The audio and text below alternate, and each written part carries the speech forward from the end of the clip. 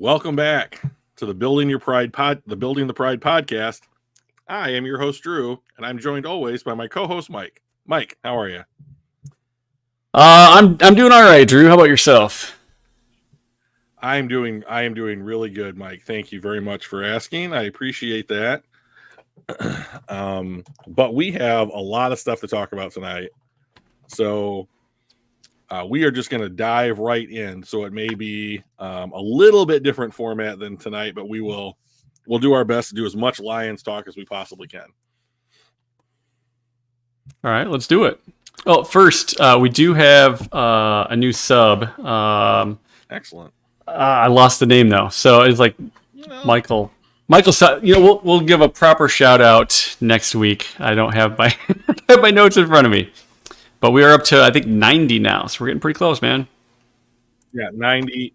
I'm showing 90 right now as well. So hey, we're 10 away from our goal, right? So at this pace, we'll pick up our 100th subscriber somewhere around May, and we'll just be thrilled about it. So that's the kind of that'll be after the Super Bowl. Yeah, that's the kind of pace we like to set here at the podcast. So we got Donkey Kong in chat, Super Bowl or bust. Another step towards the Super Bowl was taken this week. So in the sense that a game was played and that we are one step closer to the the playoffs. So, but before we start talking about the Lions, I do have one issue I want to talk about around the NFL, and that is Carolina Panthers owner David Tepper. I think it's David Tepper. It's certainly Tepper. I don't know if his first name is David. But, Don is exhausted. I'm sorry, buddy. Take a nap. You earned it. So, the Carolina Panthers lose 26-0 this last week. I may have had $10 on the Panthers to pull an upset, but that's neither here nor there. I was getting super good odds on it. And the Jacksonville fans were apparently hassling the owner who was at the game. And he had a drink up in his suite or whatever and threw it at the fans who were heckling him. And I was just on ESPN, and they said that he has been fined $300,000. Wow. For that. I mean, that's a lot of cash. I don't have that kind of money. I was just going to say, like, I'm not a multi-millionaire or a billionaire like this guy is. But anything that takes me less than 5 seconds to do should not cost me $300,000. And it's just, it looks bad. So I'm super glad that he got fined. That was a super classless thing to do. I understand being upset when people are heckling you, but you're an owner. You're an owner. Yeah. You got responsibilities to your team, to the NFL, everything. Yeah. I guess, the Jacksonville fans were just like giving him the business, basically like, you guys suck. We blanked your team. Way to pick Bryce Young. I don't know what they were saying, but like, it also doesn't matter what they're saying, right? First of all, exactly. I thought it was strange that like there's no glass between like the owner's box and the fans. Like I thought that was like he was just able to throw his drink from where he was sitting, like in his suite, onto the fans sitting in like the normal seating area. Yeah. Like in the stadium. And I thought, Jesus, like, wouldn't he want at least a piece of glass separating him between the rag and tack, foibles or whatever that allow him to be a billionaire? So, super classless move from an owner that has maybe the worst reputation of any owner now in the NFL. Now that the guy Snyder's gone. Dan Snyder. Now that Snyder was forced to sell the Commanders, this guy's got the worst rep among ownership in the entire NFL. So just a bad look from a team that's having a bad season. So yeah. So real quick, I got to show you guys something because obviously this is we've just had like Christmas and all the holidays and stuff, and my brother got me something pretty cool. I want to show it off because it's Lions related. Oh God. It is a Lions blanket. Oh, nice. Or a top blanket. Does it have Bobby Lane on it? It's got a whole bunch of like Lions greats. So it's got Calvin Johnson. We've got Dick Lane, Night Train Lane. We've got Jason Hansen. We got Matthew Stafford. We've got Billy Sims, Herman Moore, Bobby Lane, Lem Barney, Chris Spielman, Alex Karras, Darius Slay. That was the only maybe they just needed another one to fill it out. And Joe Schmidt. So anyway, I thought this was pretty cool, and I figured everybody would also think the same thing. So yeah, that's awesome. Big thanks to my brother. Yeah, brother coming through with a good Christmas gift there. Yeah, right on. Okay. It did not help at all. It was not good luck for our game against the Cowboys, though. Yeah. So Don is prefacing us. I think people are probably aware of where we're gonna go with this episode. So we should probably just talk about the game, right? Let's do it. All right. Do we want to talk about the controversy first or last? Let's talk about it last. Let's talk about it last. All right. So we go into Dallas. I think we were like 5.5 point underdogs. They've been scoring a minimum of 30 points a game at home. They've been just lighting it up, although they've been struggling a little bit the last couple games on the road. And we go in there to make a statement. We want the number 1 seed. It takes basically winning out to do that. And we went in there, put in a good show. There were, I don't even know how to explain it. We both played good and terrible at the same time. Like, we had our ups and downs. We had a few turnovers that cost us. We had some bad penalties that cost us. But at the same time, we had some really nice plays as well. Good. Our defense, I thought, really stepped up. And really, I mean, they scored 20 points. They've been scoring minimum of 30. Like, our defense really stepped up. What was the one thing that you took away outside of the controversy stuff at the end that we get to about the game? I don't understand, and maybe there's people in chat. Don seems pretty knowledgeable about stuff. The thing that I couldn't understand all game was it felt like the Lions just picked a player on the Cowboys defensive line and said, this play, we're just not going to block you. And it wasn't like it was their third or fourth guy. It was Micah Parsons, come on down. Dexter Lawrence, come on down. And that's not fair. There was at least one of those plays where they asked Sam Laporta to come across the formation and block Dexter Lawrence, just basically to put a body on him, and he just whiffs. And but like I don't even think it's fair to ask Sam Laporta to do that. I mean, Dexter Lawrence is an excellent defensive lineman, and he just beats Laporta to the spot. But there were so many examples where it was just like I would back up the game, and rewatch the play, and it was just like, we are ignoring you. And they just gave the dude a free pass into the backfield. And I just didn't understand it. Is that scheme related? It has to be, right? Because I would assume so. You just don't let the lineman pick, like, I'm just going to block this guy, on this play or whatever. So, and that happened enough where I stopped and I got out a piece of paper and a pen, and I went back to the start of the first quarter, and I was just like, I'm just going to tally mark every time an unblocked defender just got in the backfield, And I think I got to like 3 or 4 tally marks, and I was just like, I'm not going to do this anymore. I'm getting depressed. So, like, did the offense play well? Yeah. But, like, I was so perplexed by the number of times that we were just like, we're just not going to be able to touch this guy. That I just was watching for it, play after play after play. So, there was a lot about this game that I was just like, all right, we're in it.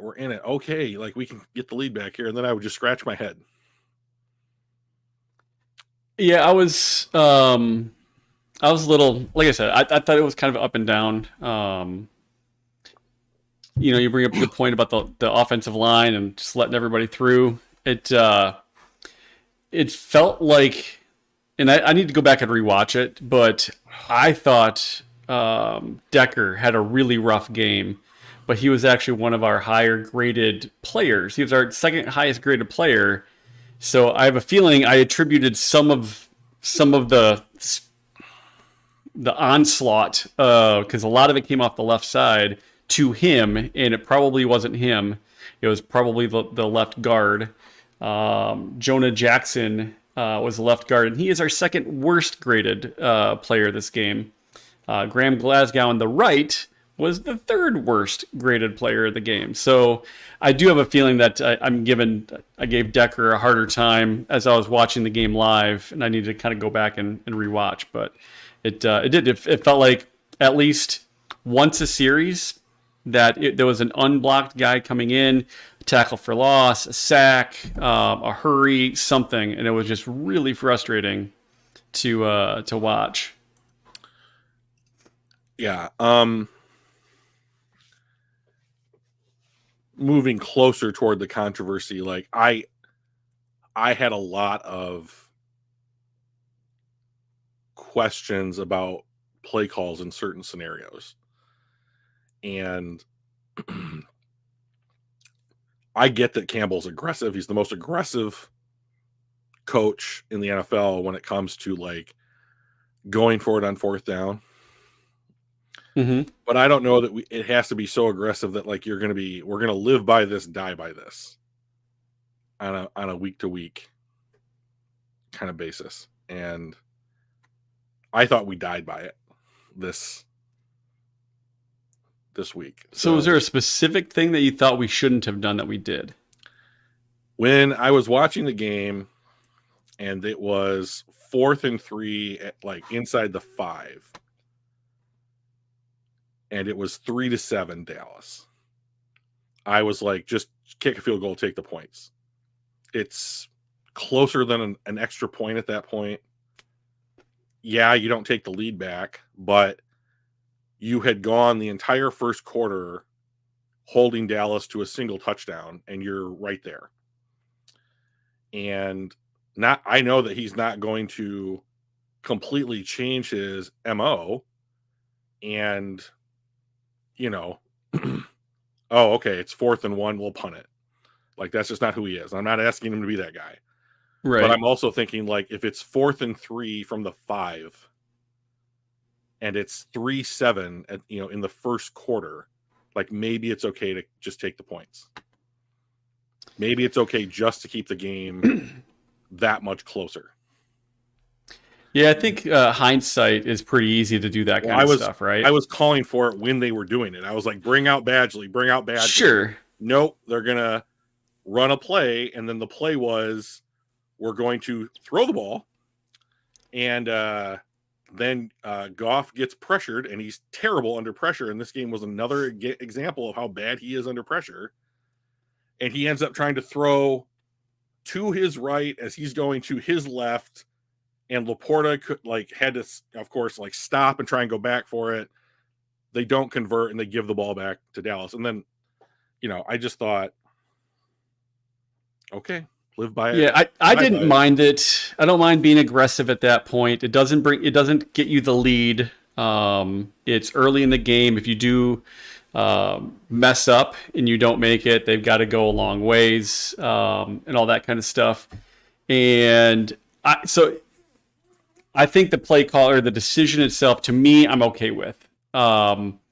I was disappointed in the execution. A little bit of pressure, and Goff crumbled. He throws the ball 3 feet in front of the wide receiver, the tight end. I don't remember if the wide receiver, tight end, the pass catcher in the end zone, 3 feet in front of him. He just doesn't have the strength or the accuracy to just wrist flick it like Mahomes or Allen or Burrow or Stafford or any of those guys. He just doesn't have that kind of arm strength. And he's, like you said, he just crumbles under pressure. So that sucked. I wish the execution there. I think if that was executed even remotely well, it's a touchdown, and we wouldn't be talking about it. So I don't have a problem with the decision. I just thought the execution was poor. And to be honest, I have the same feeling about the end once we get to kind of talking about that. The same way I didn't have a problem with the execution or the decision. I had a problem with the end. Yeah, so we're just not going to agree on this because I didn't agree with either. That's fair. I didn't agree with either call in the moment, and I agree with it about the same amount now after having reviewed it. Like, so my issue with the situation we just discussed was it's so early in the game that you can't possibly know how the game is going to go from that point. And if you score, you're up 3. Mm-hmm. So it's not the nail in the coffin kind of scenario. True. But you have all game to come back from a mistake, or if you don't get it, right? Right.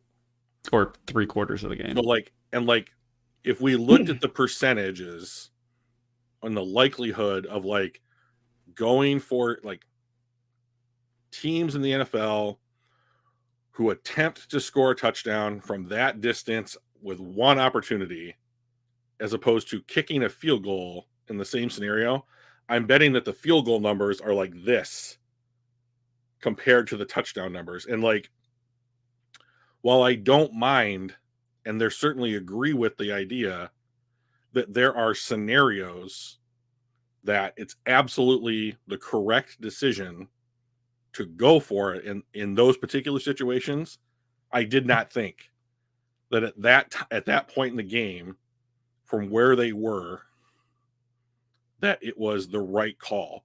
Because if this offense plays like it has played all year, and you're basically tied, you're losing by 1, but you're effectively right there. You're within 1 score, regardless of what that score is. It's overwhelmingly likely that your offense is going to give you the opportunity to get the lead back at another point in the game. You don't have to be in the lead the entire game all the time. So here's the other piece to this. These were our possessions up until that point. Field goal, opening drive field goal, awesome. Punt, interception, and then that, right? So we're playing against a top 3 team in the NFC that has been blowing out their opponents at home. We went field goal, punt, interception. Up until that point, I think you just have to be aggressive, assuming that because they went interception, touchdown, punt. Turnovers, neither team was stellar on ball protection, but I felt like they had more because they responded from their turnover. We went 5 plays and punted it back to them, and they went, okay, we just had a turnover, we're going to score a touchdown. They did that. So I felt like they had a little bit more of that momentum, and because they've been scoring so much at home, I felt like you just need to take as many points as you can get, and this was the easiest way to get more points was go 5 yards, and that's not particularly difficult for our offense. So I felt it was, like I said, to me, I felt like it was an okay decision, poor execution, but I totally get where taking points feels good too, right? You don't want to give up points against a high-scoring offense because you might need those later. So I definitely get both sides, but I personally was fine with the decision to go for it there. Just disappointed in the execution. So I guess the other way that I look at that, when you're reading off the results of each drive and each possession, is that what it wasn't was touchdown from Dallas. Correct. Which is what it had been every home game all year for this yes. team. So the thing that that the fans, like you and I were talking about in the previous week leading up to the game, which was that this is going to be a shootout. The game was early on, the game was not developing into a shootout from either team. Now, I don't remember at what point in the first quarter this took place, but the first quarter ended at 3-7. So yeah, it was 5:39 in the second. Or the turnover on downs was actually in the 5:39 left. In the first quarter. No, second quarter, sorry. Okay, so your halftime is in sight here, and Dallas has 7 points on the board. And we've got 3. Right. So yeah, like I said, I see both places. Game. It's a one possession game as the score currently stands. And if you take the 3 and nothing else changes, now you give yourself more opportunities to get the lead back because now a field goal gets it for you and you don't have to score a touchdown. But we didn't do that. We turned the ball over. And now there's no points. So I just think the 5 plays punt, 3 plays punt, 2 plays interception, and now we've got this drive of 11 plays. We're down to the 5. I felt like things were going our way. We're kind of turning some things around here, maybe, and keep rolling. But like I said, I see both ways.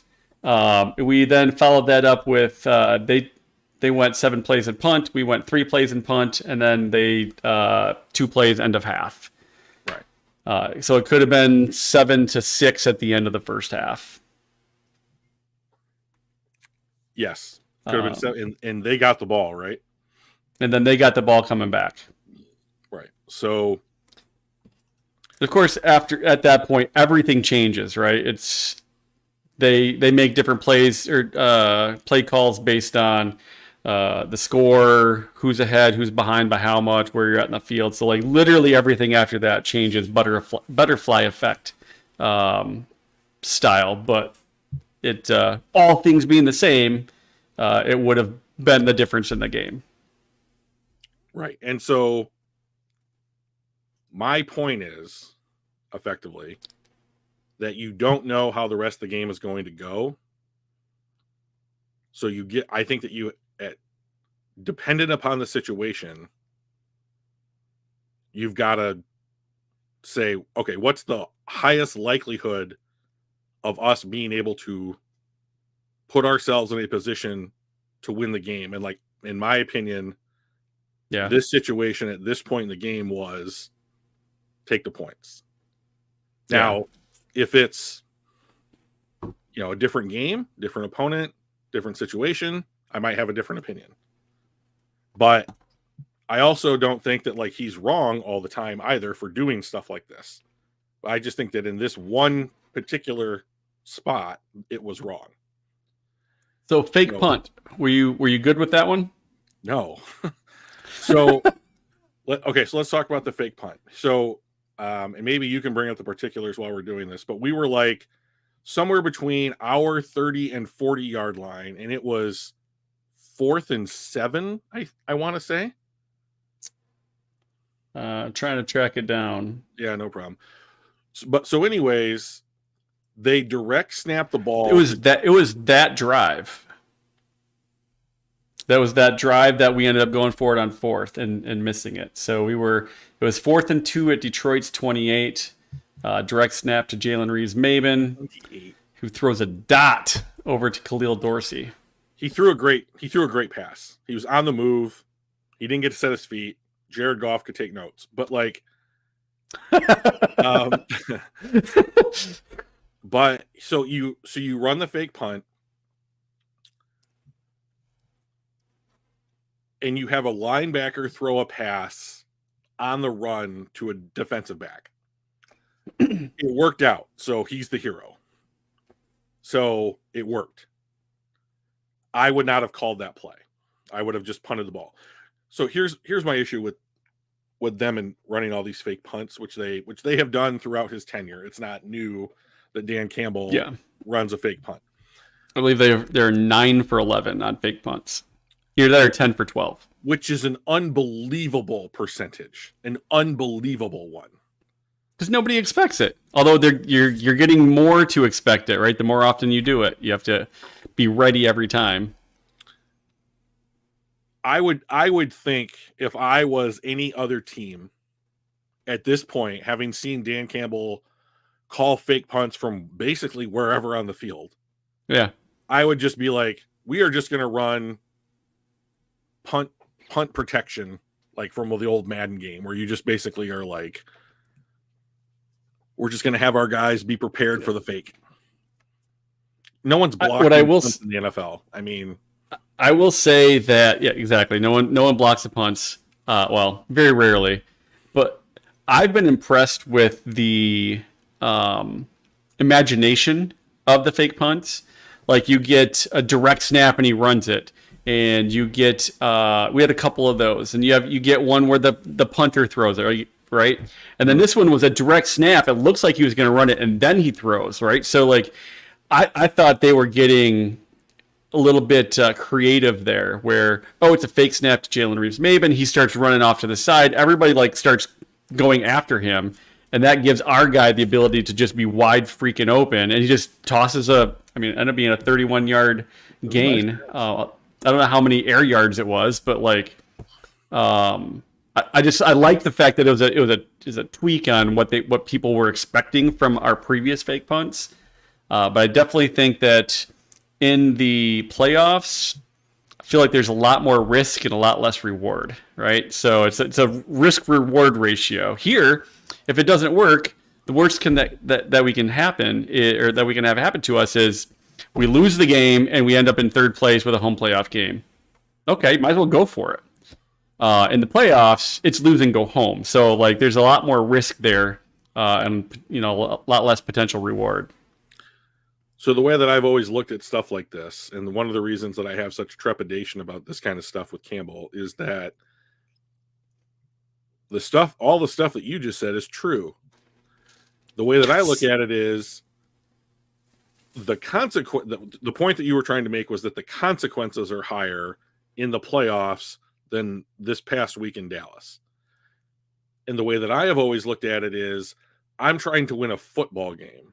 I want to give myself the best opportunity to win a football game. And even though the Lions are 9 for 11 or 10 for 12 on fake punts on Campbell's tenure, nailed it, or what have you, like, those are still unbelievably low percentage plays traditionally. Yeah. So my heart's in my throat. And like, if you do that in a playoff game and you're 9 of 11, 10 of 12 up until this point, and it doesn't work in the playoff game,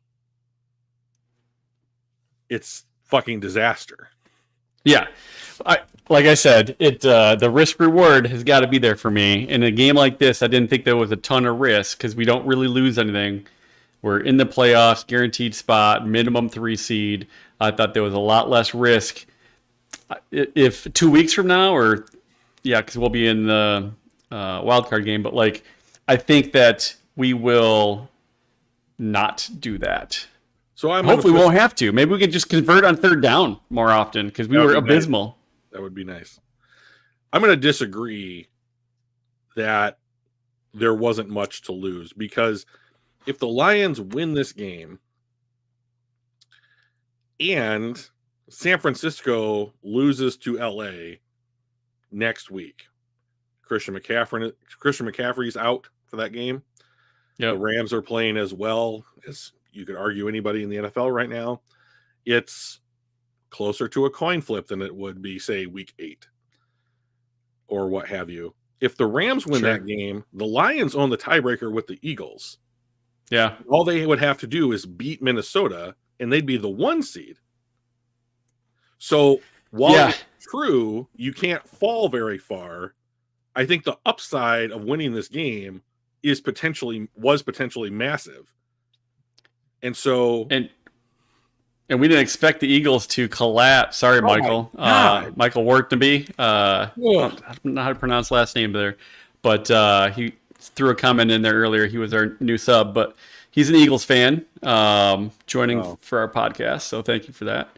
But I could not believe their collapse against Arizona. I was not expecting that at all. You know, and that's why you play these games, right? So, anyways, I'll say something good now. Jared Goff threw a pass to Jameson Williams the way that I calculated it was 58 yards in the air. I didn't think that Jared Goff could physically accomplish that. Let alone accurately. First of all, if you go back and watch it, he puts his entire soul into the throw. Like I could see some little devil sitting on his shoulder being like, okay, how many years off the end of your life are you going to give up to have me help you get the ball over there? But like, that was what Jameson Williams did in college. That route, that is what JMO did in college. That was what got him famous for his speed. And they finally ran one. And I understand. It was on stride? Yeah. It was great. It was awesome. Over the correct shoulder? Like, everything about that pass was pretty damn good. He didn't have to turn. Yeah, he didn't have to turn around 3 times to figure out where it was. So when you trade up for a guy like Jameson Williams, it has to be with this kind of stuff in mind. And I understand that JMO effectively missed his first season. He played in like 9 games, but he only played like 5. Yeah, there's a little green dot way down there. There's a little green dot. It's a long ass way. You know, he barely played. He had like a limited snap count for like when he came back in his I want to say freshman, but that's not right, rookie season. And then of course there was the suspension for the first 6 games of this season. But like, we're in week 17 now. I mean, he's had the better part of a season to be on the field. Like, I honestly don't know what else you ask of this kid. Yeah. I mean, I love the tenacity in which he does downfield blocking. Yeah. Or even line of scrimmage. Like, he is just like, they're asking me to block, so I'm going to go out and do it. Yeah, I think I love watching him look for defensive backs to block. It's one of the things I do when I like rewind the film. I'm like, oh, okay. So like Montgomery, I think had a run, or maybe it was Gibbs, where they get the ball down to like the 1 or 2 yard line. And like JMO's right there taking a Dallas defensive back into the end zone, you know, right next to the running back. And it's like, yeah, man, all right, all 170 of you out there fighting, you know, it's great. It's really good to see. And I don't know why we can't target this guy 5 or 6 times a game. I mean, like Laporta, St. Brown, they're fantastic. I think that he can be too. So yeah, I just want him to have the opportunity to be that guy. So, all right. Well, so let's do this. Let's get to the interesting piece of the conversation. Couple minutes left. We're driving down. We score. Less than a couple minutes left. When was that? We score with a minute 18 left. And we go for 2. Mm-hmm. I hated the call. So, and this is where like he told the team, we're gonna go down there. We're gonna get the ball back. We're gonna get down there. We're gonna score. We're gonna go for 2, and we're gonna win this thing. Yep. And I thought it was great for similar reasons as before. Number 1, I like being aggressive. Mm-hmm. Number 2, there's a lot of things so like the alternative is kick the extra point. Yep. And then go to overtime, assuming they don't. There was 23 seconds left when that happened. And go to overtime, right? Yep. So if you do that, you now go to overtime on the road against Dallas. You have to win the coin toss. You almost have to. Well, because not in this game. So there's a couple. There's only 2 ways to guarantee the win. Yep. Score, go for the 2-point conversion and get the win outright, or be the first one to score a touchdown in overtime. So you're gonna have to flip the coin, get the win on the coin toss, and then also drive down and score. If we don't win that coin toss, I've seen this Lions team. This defense hasn't been great most of the season. It's better than last year for sure. They played pretty well this game, but I just don't know if I would put that on our defense to have to go out and make a stop. Because every time we have to do that, we have to go out there and just make a stop. We don't. Or if you want to get it, right? If you want to have that win, you then have to win the coin toss to get down. You have to drive it 75 yards because Lord knows we're not taking it out of the end zone on the kick return. So we're going to get the touchback at the 25. You now have to drive it 75 yards to get that touchdown. Or you can take 73 yards off of it and just get the 2-point conversion. Mm-hmm. It's the same thing, but you don't have to have that drive of 73 yards, which we haven't really been able to do much all day until they went into prevent defense and just let us walk down the field. I think we have a much higher chance of getting that 2-point conversion than we are of either winning the coin toss and driving 75 more yards, or losing the coin toss, not giving up points, and then getting more points back. I think one play, we have a much better chance. That was my, cool, let's go for it. Let's win this right now instead of leaving it up to chance. And then execution kind of sucked on the last 2 attempts at that. Your example is the result is only if you win immediately, right? So even long term, you have to outscore them for the first 2 drives. Yep. Theirs and ours. So the score might as well be 0-0. The defense has outplayed the offense in this game and has held Dallas at home to half of their point total for the season. Well, your defense has played yeah. as well as it has played all year. And your Yep. offense has sputtered and hasn't shown that it can do those conversion things. I think in this game, you would have bet on the defense in the worst case scenario and said, okay, I think that my team can do better than your team for the next period because you just came off of, you drove down the field, you kicked an extra point to tie it, and we will take the momentum into overtime. And the premise that you put forth applies as equally to Dallas as it does to the Detroit Lions. They would have to win the coin toss. They would have to go 75 yards. All that kind of stuff. So, I mean, had they really shown that they could do that in this game? They have all season. This game? But not that Not game. as much.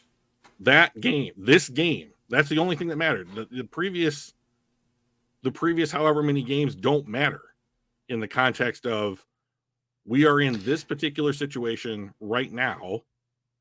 I need to make decisions based off of what's going to happen right now. Yeah. Injury to I think Hatters also brings up another good point is going into overtime is just more chance of injury as well. That's got to be a part of the consideration. Then don't play football. Well, there's no point in putting yourself at more risk. You just played 60 minutes of football, and your reasoning is, well, we can't go to overtime because the more football we'll play, we'll get hurt. No, I'm just saying that if you do that, you are putting yourself at more risk. That has to be part of the thought process, right? Are we going to rest any starters? He said they're playing their starters next week. Excellent. So I expect Goff's taking every single snap because, hey, it's football. If he gets hurt, then it sucks to be us. Right. But it's no extra risk because it's football. Right. You don't practice fucked, right? So you don't call games like you're going to get fucked, right? Correct. Right. So then you don't not go to overtime because you might get hurt. I disagree with that only because why not sign like a $10 million backup quarterback so that you can make sure that when you get injured, everything's going to be okay because I think that. So do you think every team should play all of their starters next week? Yeah. Every team, even if you've clinched your playoff spot, your division, all of that stuff. San Francisco should play all of their starters. should. Here's what I'll say, Mike. This is not an all teams in the NFL podcast. I'm talking Sure. about the Lions. And so Philosophy is the same thing, though. Sure, great. So here's what I think about the Lions. Dan Campbell has already said they're going to play their guys next week. Sure. And he's going to get snaps to the guys who are coming off of injury. McNeil, Kabinda, Chauncey Gardner-Johnson. Yep. So if you're willing to play all of those guys next week in what, according to you, is a meaningless game because they've locked up the 3 seed and got a home playoff game, then you can go to overtime. And with no negativity or no repercussions, like, well, I don't know, like, we got to stay safe. This is the kind of team that we are. We don't risk those things. We don't risk injury by playing another quarter. We don't risk things by going for it on a 2-point conversion to win the game. We don't risk going for it on 4th down more than any team in the NFL. We don't risk going for a fake punt on our 28 in the second quarter. This is a team that simply does not take risks. We're the Detroit Lions. We're going to play this safe. Does that sound like the team that you watched on Sunday? No, but I also don't think it's why that would be the expectation. I didn't say that was the only thing that you would have as a consideration. That has to be part of it. Has to. If it's not, you are not doing it right. What? Well, I don't understand why you bring it up if it wasn't going to be like a deciding factor. And the fact of the matter is, they fucked up all game. They fucked up trying to, like, when they went for it on 4th down and didn't kick a field goal. They fucked up going for it on the 2-point conversion and failed to get it twice. So argue for it all you want. They didn't do it. They as in the offense. They as in the offense, not the decision making. You just didn't bet on the defense because you didn't want to go to overtime. And the whole example that you just gave in overtime was, well, the defense hasn't played well all year. Well, they were playing pretty well in that game. They were playing okay. Yeah. When you hold, I'm not disputing that. I'm just saying that if you say going to overtime has no possible negative effect on our team and its health, and we should ignore we should take it as like, all right, there's no negative effect, nothing bad could happen, so we might as well just do it. There has to be some sort of that as part of the decision. Maybe not all of it.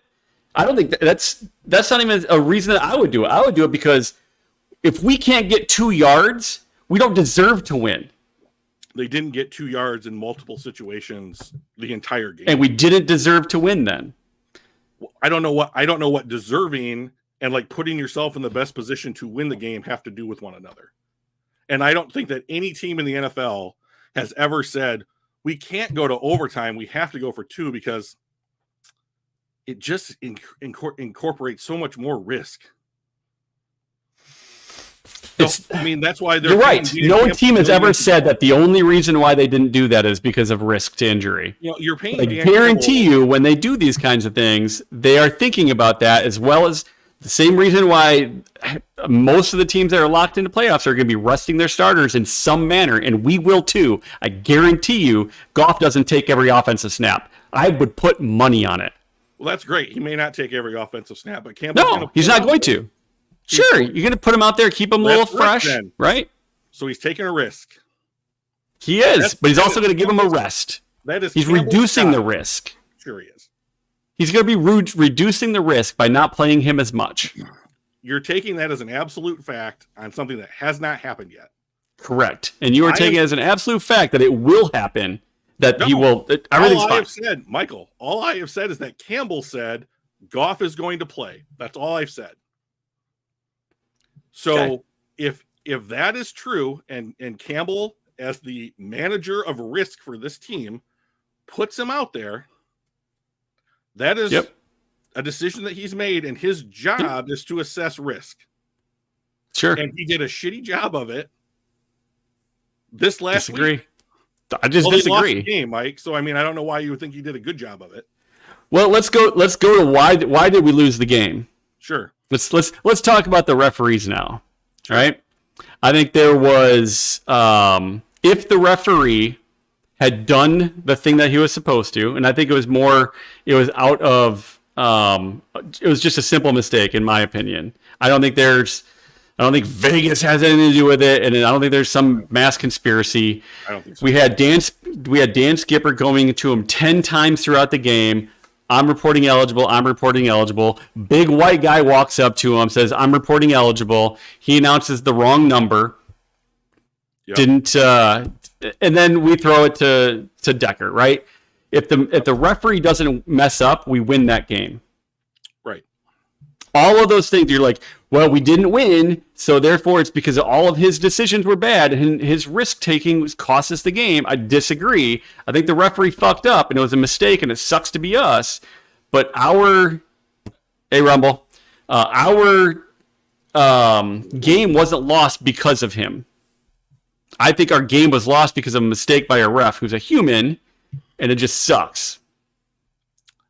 I'm not putting everything on the ref. Like, there were 60 plays or 120 plays the Lions were a part of prior to that sure led to that being as consequential as it was. And we did things that didn't help either, right? We had 3 linemen go up to obfuscate who the person is in case they weren't listening or they didn't hear it over the loudspeaker and all that stuff. And it kind of backfired on us. So, like, I get there's some of that is partly on us. So it's not 100% on the ref. And even so, even if none of the other stuff happened and the ref just made a mistake, he made a mistake. Right. It sucks. It was game deciding mistake, but I don't think it was malicious, and I don't think it was he's getting the payoff and Jerry Jones's check was bigger than Sheila Hamp's, right? It wasn't that kind of bullshit. It was just a mistake, and it just sucks to be us. All of that said, if that mistake isn't made, we win that game throughout all of the decisions that you're not happy with, and I'm generally happy with. I'm unhappy with a lot of the execution, but we still would have won that game.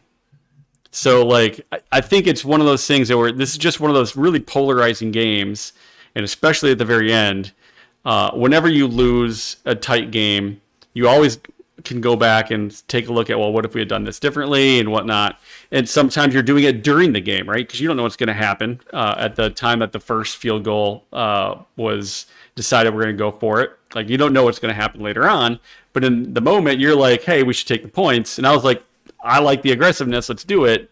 We both have, like, legitimate reasons to be thinking both of those things. And at the end, the same thing, right? I'm like, just win it now. Like, I would rather go for the 2 right now and instead of having to drive 75 yards, and the referees end up fucking us on that first one. I will say, you're generally, so let me ask you this. Is it you're generally okay with the Lions deciding to go for 2 in this one game? Or, no, I've been most of them. The average NFL play is like 5.2 yards. Okay.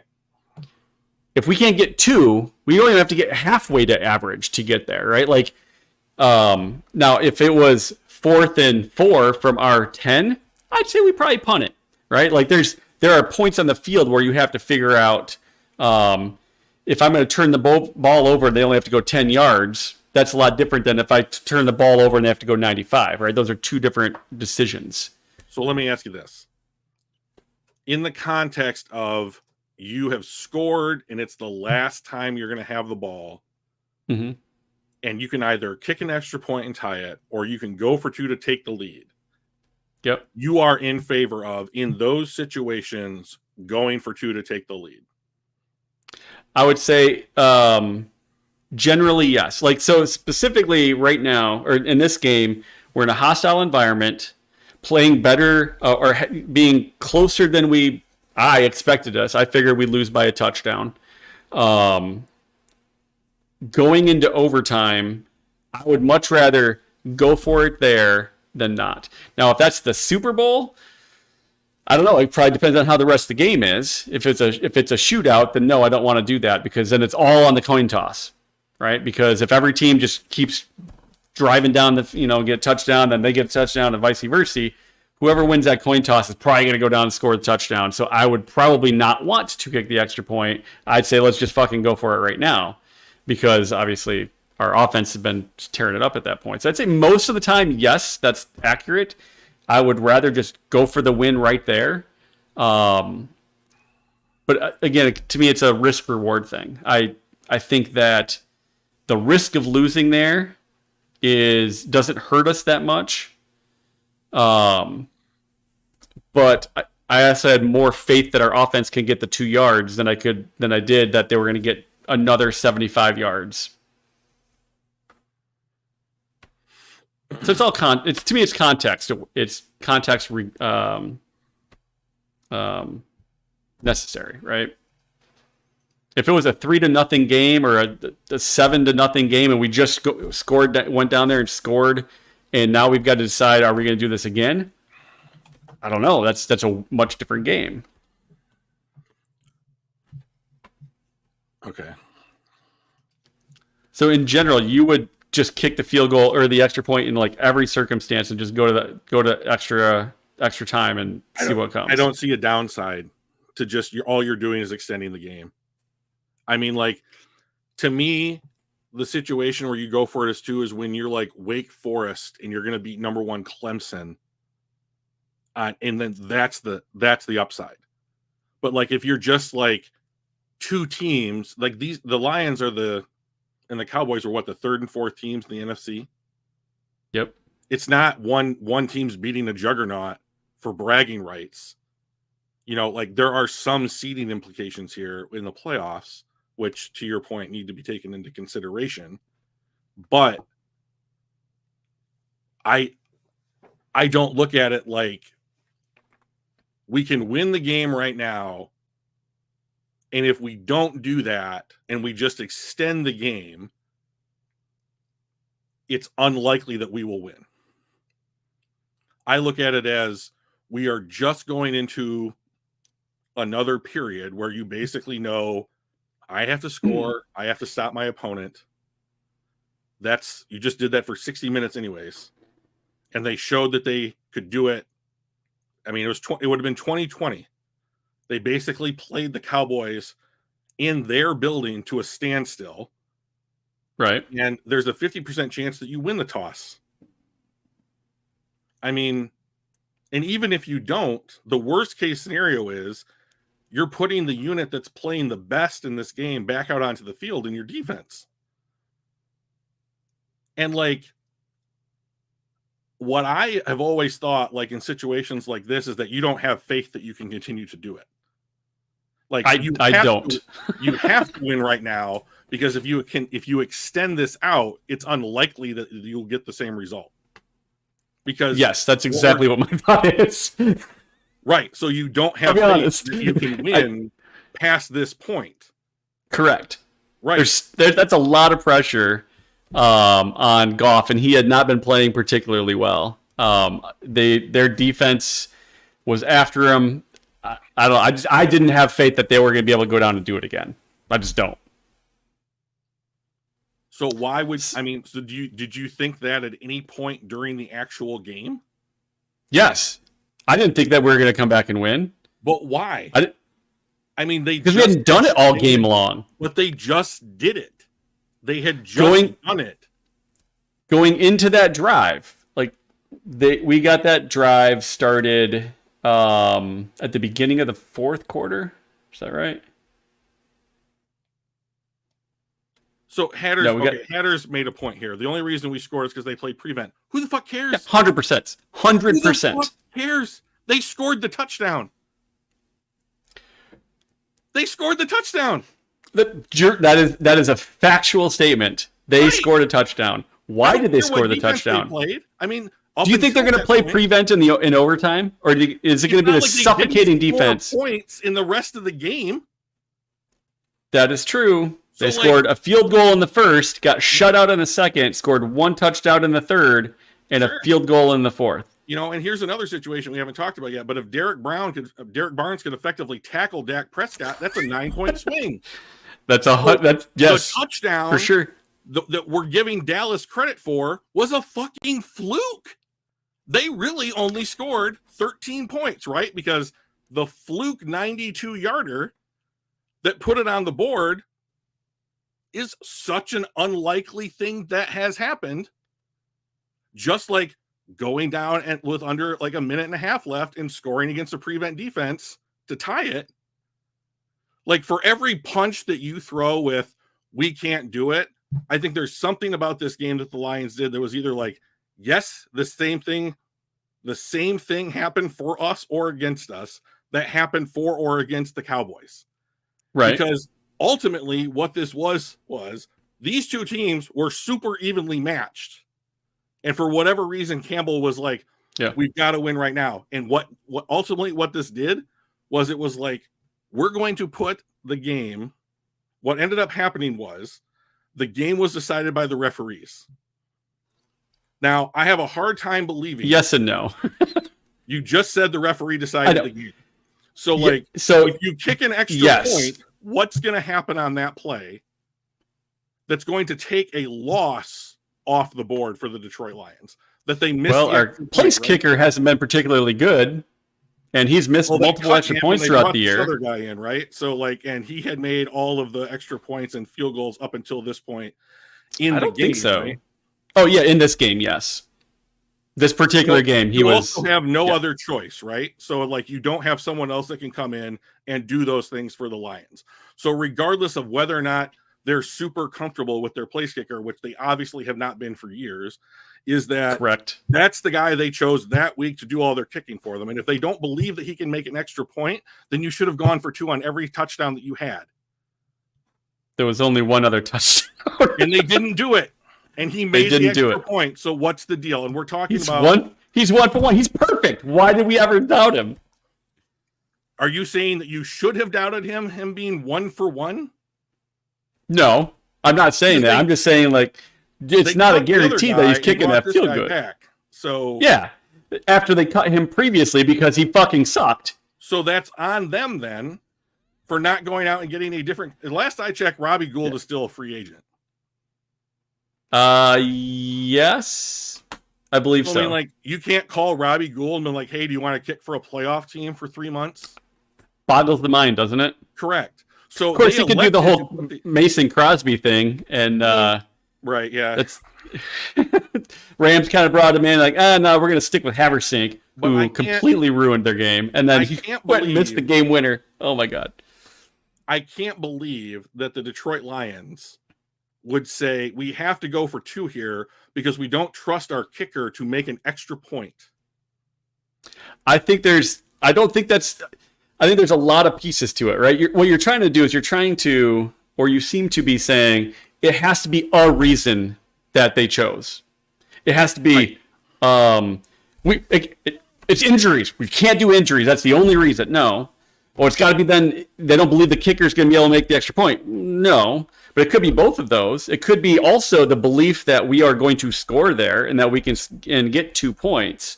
It could be the belief that maybe there was an injury for one of the guys on defense that we didn't know about going into that. We didn't want to have to try to stop them with maybe Hutch or something. I don't know. Those are the things that we don't know. It could be a whole bunch of things. But I also don't believe that Dallas is going to play prevent defense. They gifted us that touchdown. I don't understand why, but I'll take it. Them one earlier. It's true. That is true. I'm not denying that. Or whatever. Yep. So I mean, we missed the tackle. We fell down on the route, and we gifted them a touchdown. They gifted us one at the end as well. I'm not expecting another gift. I don't think Campbell's expecting another gift. I think what he saw was their defense pressuring the shit out of us. Our offensive line being a colander, just letting stuff through. And he didn't want to try to deal with that. Or he thought we were better off trying to go for 2. Right. What's that? If I felt that way, my response would be, you know what I'm going to do? I'm going to put my colander offensive line out there with my quarterback that sucks under pressure, and I'm going to go for 2 to give me 1 chance to try and win this game. I'm going to make it happen 1 time. Right. And instead of having to do 10, to try it again. So they decided instead of trying to do 10 fucking plays that are going to be shit, let's see if we can get 1. Well, they also ran the ball, I thought, pretty effectively at times during the game when they decided they wanted to go to Gibbs, and they just I don't know why they went away. Right, and so you can also do that in overtime and have it be relatively effective and not have Goff get pressured. But instead, what they did was they said, You know what? Goff has been getting pressured. You know what? Goff's terrible under pressure. Let's go out there and give him one more opportunity to show exactly why that's a bad thing for us to put on the field. So then we have the referee thing. Okay, that didn't help us at all. We would have won, but we didn't because they made a mistake. And that's what matters. And so then we go and they jump offside. We didn't elect to kick the extra point at that point after the failed attempt. Let me sneak in a comment here. After that penalty, and we got dropped back to the 7, I believe it was. I was all for just kicking it. I'm like, we should just kick it here because 7 yards is a lot different than 2 yards, right? Yeah. Lots different. So I'm like, all right, we should just kick it. And then they ran it again. I'm like, fucking hell. And Goff threw an interception. Oh, lucky for us because he got pressured and he crumbles under pressure. So he threw a shitty pass. Mm-hmm. And then there was a flag. So we got it again. We got it back up, right?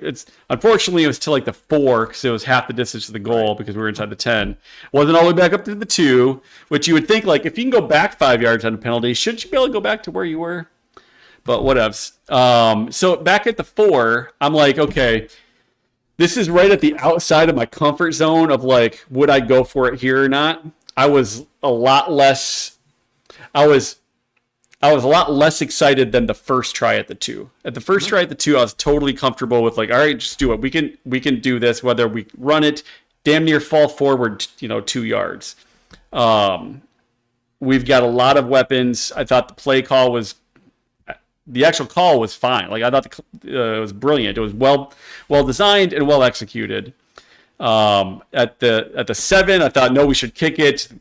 We got gifted. I want to say gifted because they jumped off sides, but like we get bumped up again and hit. That's where I'm like, I don't know. I was leaning toward like not kicking it or not going for it still. But obviously he chose to go for it and should have been a catch. I should say it should have been a conversion. But it was thrown low and away to a wide open receiver. I say wide open. He was open enough to catch it and turn and fall in the end zone for the win.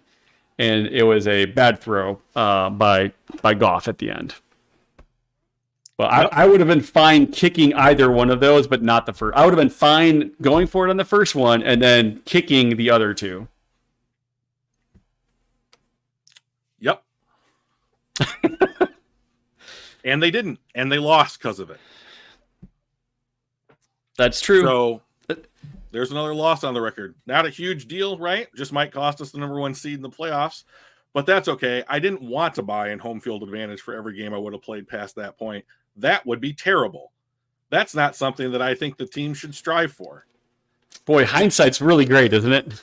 Well, I mean, like, here's the thing, Mike, is that like I knew going into the game that those were things that I wanted, and I wanted the play calls in the game to reflect the best opportunity, in my opinion. You should have talked Dan Campbell into it because he obviously doesn't want that. He hates his team. Well, I mean, like, I don't think that he calls those plays because he hates the team. I think he calls those plays because he does think that gives them the best opportunity to win, but they're low percentage plays. And so he has gotten away with it a lot, but I also think that that's a little bit skewed because he goes for it so much. But when you live by that mentality, you have to die by that mentality. And in this game, they died by it. And I didn't think that they had to because it was unbelievably close. It was. And I think if you look at the team by team stats, they're virtually identical. Time of possession, turnovers, penalties, penalty yards, plays run, yards per play. The thing that differentiated this game to me is the Lions were terrible on 3rd downs, and therefore that precipitated them having to go for it on 4th downs in Campbell's mind. And when they went for it on 4th downs or in like one opportunity plays, they didn't do well. And when you're this close, it cost them. And I don't think that it needed to. Yeah. Because they had instance after instance after instance after instance where they could have mitigated the negative consequence. And they never chose to do that. And that was my problem with this game. And if this shit happens in the playoffs, he's gonna get a lot of criticism. Because you have to, if it doesn't work. Yeah, that's right. You're either a hero or a goat, Mm-hmm. or the villain, to make it easier. So he's I remember going to get a parade, or he's going to get roasted over the coals if it doesn't work out. And I just don't think that you completely divorce yourself from like mainstream thinking as much as Campbell has done it this season. Is my well, and problem. I think it's fun. It's fun to run fake punts, and it's fun to try and convert on 2-point conversions. And I'm not saying he's doing it because it's fun, but he very clearly believes in that mentality, and it failed this week. So I remember watching the telecast, and when they were lining up for at the very end, actually both of them, the field goal earlier that they decided to go for, and that one, both of them popped up. The analytics says, and it said, go for it.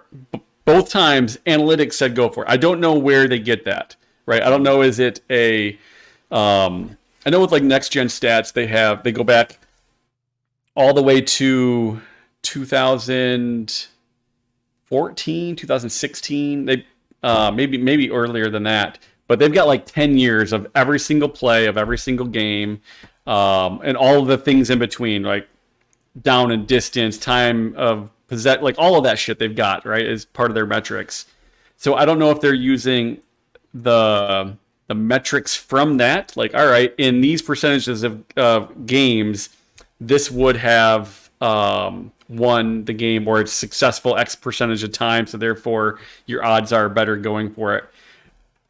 So I am really curious where they get that, like when they say analytics says, and then it says go for it, or punt, or field goal, or whatever the options are. I'd like to know where they do that, but like I said, I was fine with both of those with the first attempts at those plays. I was a little bit kind of like Michael said earlier. He's like, I was shocked they kept going for 2 after the initial flag. I was too. I was not expecting that. I figured he would kick it. I don't know why you would expect that. Because I think that your odds go that it doesn't matter to him. Like, so I disagree. Like, why? Because you're putting plays on a 2-point conversion, one of them being from the 7-yard line. You're attributing. You said it doesn't matter to him. How do you know it doesn't matter to him, Mike? What is the it? What is the it, Mike? What doesn't matter to him? I am basing that off of the fact that I watched his decision to continue to do it. Okay, what is the it that doesn't matter to him? When you said it doesn't matter to him, kicking the field goal from the 5, kicking the extra point in any of those scenarios at the end of the game to get it to overtime. I say it doesn't matter to him, the mainstream thinking that would allow you to say this is the decision we're going with, because he's demonstrated that even in like the most consequential moments. Right. That's what I was getting at. Was like, he's going to do that. That's what I was trying to get at. What was the it you were talking about? So you're talking about traditional decision making, traditional thinking of play calls or play decisions. Take the points. He take the points for whatever reason. They pay Jack Fox the most money at the time, now maybe like the second most money for a punter in the NFL. They run fake punts at a rate that other teams could only dream at. They have a kicker that they allegedly didn't like so much that they cut him. Then much they traded for him to get him back. Then cut him before the season was over, and brought back the guy that they traded for him for and gave him his spot, and then called him off the street to come and have him do it again. Right. And if these are the only 2 kickers you can have on your team, then I don't understand why you would ever kick an extra point, because they only had one other opportunity, but they tried 2 field goals that the guy made. So missing that opportunity from that distance is shocking. 40, to me. He had a 41-yard field goal and a 30-yard field goal. Right. So in the second quarter, the field goal would have been from 22 yards. And this one would have been from what? 18? 35. That's 35. At the end of the game, instead of the 2-point conversion. Yeah, extra point kicks are, I think it was 35 yards. Hold on one second. Okay. So, yeah, okay. So I don't remember. They moved it back. I just forget what it was, but yeah. The guy, yeah, you just don't do it. I mean, like, he hasn't missed all game. Maybe you don't have a ton of confidence in him, but like, if the guy makes everything that you've asked him to do up until that point in the game, and you're like, nah, we don't. I mean, you could say the same thing about Goff, right? Like, if he just got done doing a drive all the way downfield, scoring a touchdown, why wouldn't you just have him do the next play as well? Sure. Like, if you don't trust Goff, then you can hand the ball off to Gibbs. That was shown that it worked earlier in the game. Or you can kick. You don't trust Badgley, right? But like, whether it's Badgley or Goff, those are the guys that you have to send out there to do the things. So right. And he sent out Goff. Yeah, he did. Because what are you going to do? Send out Teddy Bridgewater? Gotta do something. And just bench him? I mean, gotta do something. But like, whether it's Badgley or Goff in whatever situation, like I just don't get why he doesn't. It makes me mad that they had multiple opportunities to win and put themselves in better positions, and every time it's like aggression, and like it hurt them. And outside of the referees fucking us, we would have won. Yeah, like one thing that happened. Sounds like they were good decisions. We would have won if we didn't get fucked by the refs. The whole time, every week, is that some game ends up in the hands of the refs, and they either make a call or don't make a call that directly affects the end of the game. And I would be coaching my team if I was in Dan Campbell's position to give the referees the least amount of chance possible to affect the outcome of the game. So that's fine. If you like the aggression and you agree with it, cool. That's awesome. They lost. I wouldn't have done it that way, because this is the kind of thing that happens. Is you get down to it, you put yourself in a position to either tie or take the lead on like a minuscule margin, but it's still the lead. And then it's up to some other person who's not on your team to make a decision, right or wrong, that has to affect the game. And this time it fucking bit them. And if I'm a Lions fan, and I've got the Kelvin Johnson rule, and I've got the Dallas picked up flag against pass interference. Yep. 10-second runoff. Don't forget that one. That was a fun one. There was another one. You know what? I would just be like, you know what? I don't want to have another one of these on my record, but now we do. The Lions have another thing on their record where at the end of the game, it was in the hands of the refs, and they got fucked. Now, I will say, though, the only reason why we had that is because they gave... they threw a flag on Dallas that should have been on us. Right. They'd already fucked it up, and we never should have gotten there. We would have lost because we never would have gotten that if they were just not fucked up earlier. Prevent defense or not, Hatters. Like the Lions, it wouldn't have mattered. Never should have gotten that. Yeah. They literally called tripping on Peyton Hendershot when Aiden Hutchinson did it. Well, they both start with H. Completely changes the nature of that drive. Yeah. But this referee crew sucks. And instead, but I did see they are getting busted out, and they're not going to be playing, or they're not going to be doing any of the playoff games. And I don't know if they're. So I mean, I do. I don't want them on our playoff team or our game. Benefits from our us getting screwed. Cool. I mean, every team should benefit from a screw up like this by them not being able to referee a game anymore. They got downgraded, but I mean, they're not going to work the playoffs, but I mean, it's still an officiating. Yeah. Crew. Yeah. They'll isn't be the first in time this year. This crew has had a direct impact on the outcome of the game. And that's what we're upset about. But like my whole point, this whole podcast has been, hey, so like, here's one thing. When Campbell in his post-game press conference said that he had gone over the plays that they intended to run, the fake punt, the 2-point conversion try, that kind of stuff, he outlined it with the ref. I assumed that Brad Allen, the lead guy, was there, and he was not. Who did he outline it with? The side judge. Side judge. Okay. Interesting. So basically everybody except the motherfucker who makes the calls was in the room. Yeah. So it doesn't really matter then because he wasn't there. He doesn't have the information. When Skipper's running onto the field, you can see that he's looking at Skipper and not at Decker. Yeah.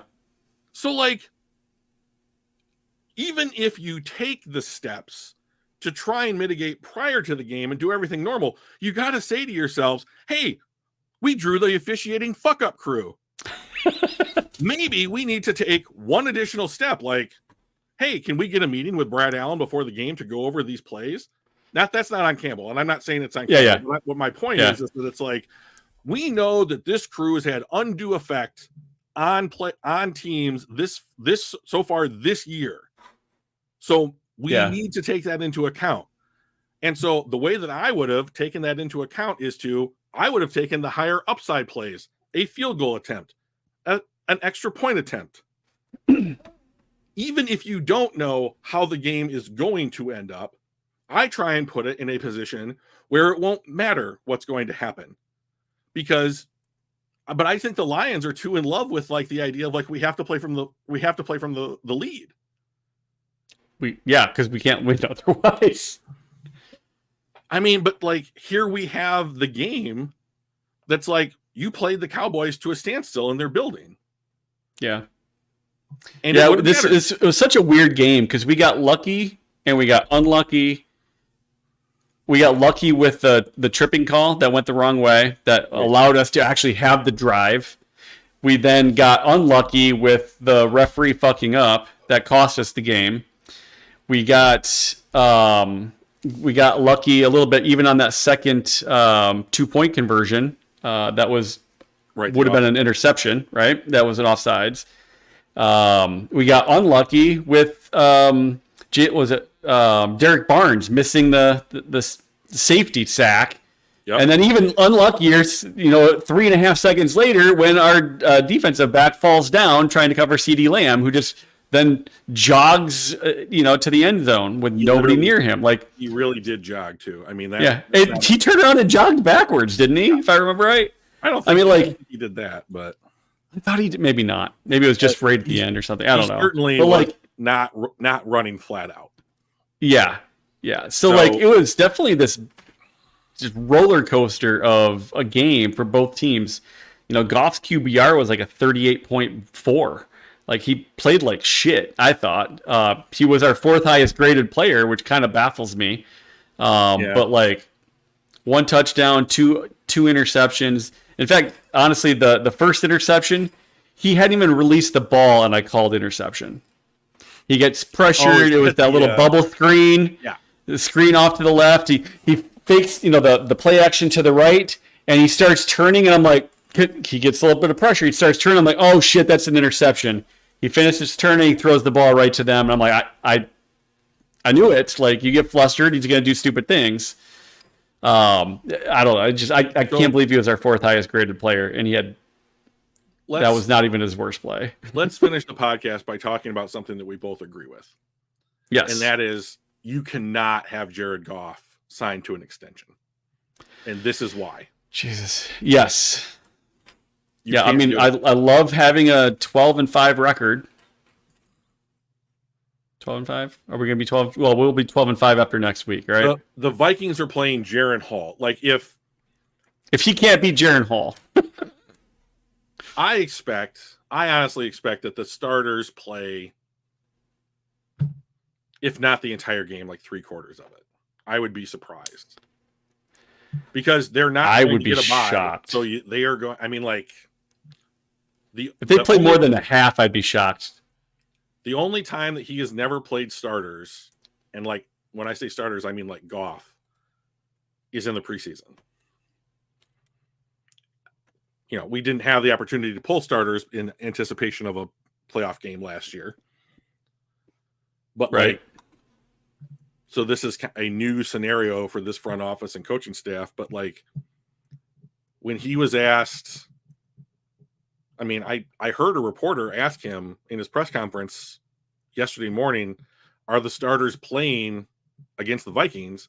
And he says, I mean, like I guess everything anyone says is open to interpretation, but he was like, yeah, they're going to be out there.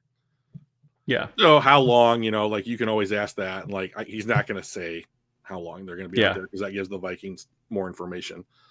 But I also do you honestly see them going and playing Minnesota at home? And I mean, like, if this culture is about integrity and intangibles and like going out every week and doing everything you can, do you see them not playing, giving their best effort against the Vikings? I think it comes down to how the game's going. I think they're going to want to win, right? Because you always want to win. You want to have the winning momentum going into the playoffs. So I think they're going to want to do what they can to win. If we're up by 2-3 touchdowns early, I wouldn't be surprised if Hendon Hooker goes in at halftime. He can't play. He's not going to play. It'll be. I wouldn't be surprised if Bridgewater then. Like yeah. I don't think Goff will be playing. If we're up by 2 touchdowns anywhere in the first half, I don't think he plays a snap at all in the second half. And I think what they're going to start doing is they're going to try to get some of these guys that are depth guys a little bit more playing time. They want to take out. They'll probably take out our tackles, Decker and Sewell. I think they're going to give. I think. Here's my prediction for this game. I think Jameson Williams will have more targets than he's had his entire career. Because Bridgewater will throw it to him? Well, partially, but also because I think they're going to pull Amon-Ra St. Brown out by halftime. Oh. And you're going to just have more opportunities because all of a sudden when Amon-Ra goes out, you're one rung up on the ladder closer to the number one guy, right? So I think he's going to get and I think Ben Johnson is going to be like, let's just put a lot of work his way.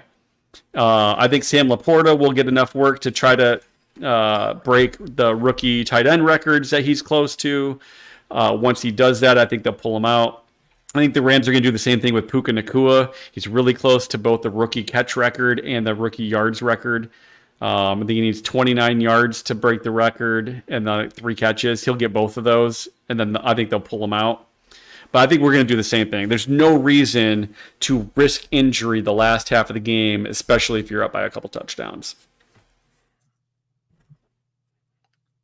I mean, like, doesn't that thinking apply as soon as they locked up a playoff spot? I think as soon as you lock in your position, which they have, well, yeah, we're a 3rd seed no matter what. We can't do anything other than 3rd seed. We are locked into number 3 after the Dallas game. Yeah.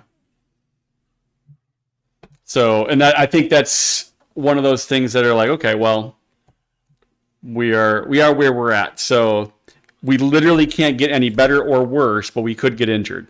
And I think that's why I would be shocked if some of our really critical players, Amon-Ra, Goff, Sewell, Hutch, I don't see those guys playing too much into the second half, if at all. There's no reward. Why do it?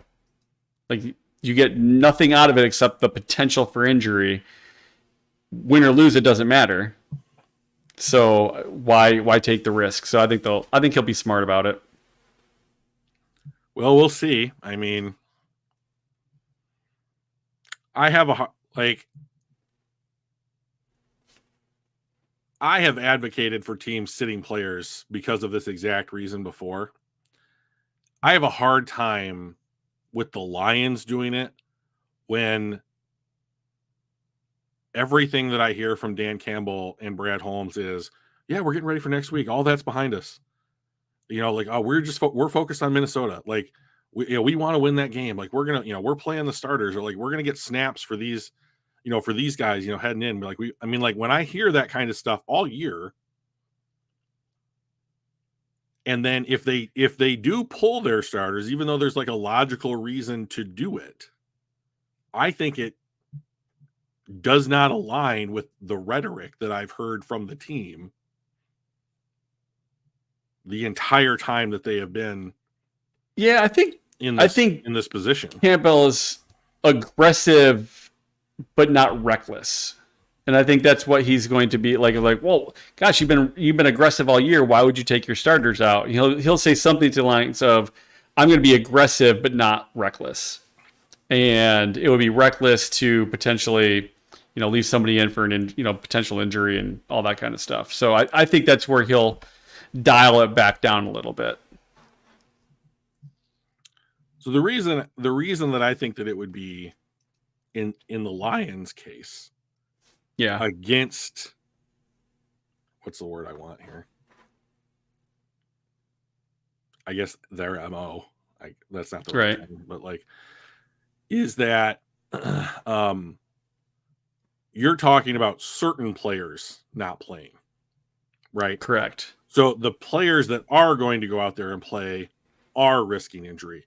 They just don't matter as much. Correct. So like the thinking that I have got from this Lions team by them putting the message out is no one person's more important than anybody else on this team.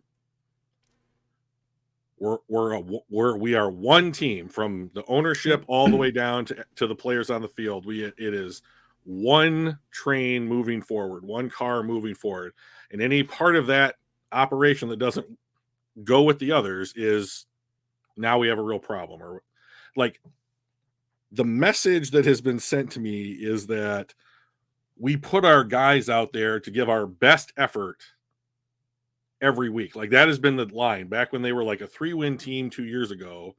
It's like they had nothing to play for then. Yep. Best position to win. Right. We're going to do the thing that puts us in the best position to win. So this game at the end of the season, in my opinion, matters as much in the context of what the Lions' message has been up until this point in the tenure of Campbell and Holmes as any of the games in their first season where they had virtually no chance to win. Right. So the difference being we have one game after week 18 at least, right? Right.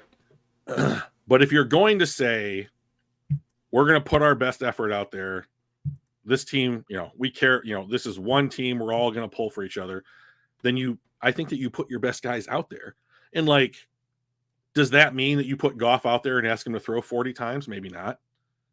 Maybe you give Gibbs 12 to 15 carries and you give Montgomery 12 to 15 carries and you give Reynolds 10 carries or whatever. And it's a ball control, keep the clock going game plan from them.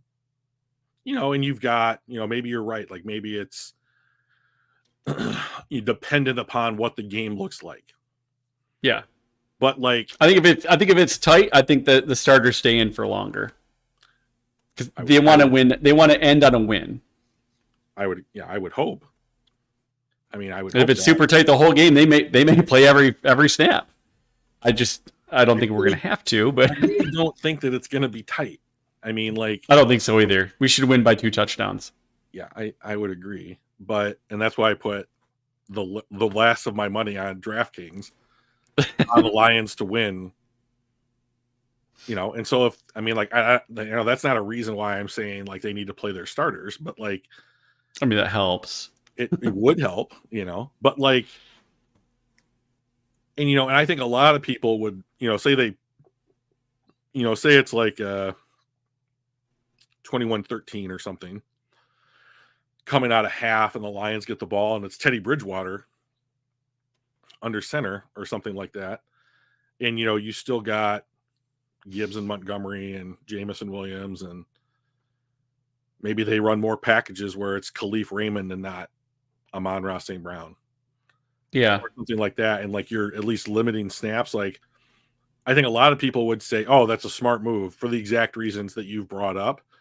But for this team puts forth this message more so than any other team that I can think of in the NFL. So, like you and I were talking about Cabinda earlier today, right? And it's like you asked me a question and there was something to the effect of, I don't get why this guy seems to be as important to this team as Campbell and Holmes make him out to be, or something like that. Yeah. And I said, I think he's their guy.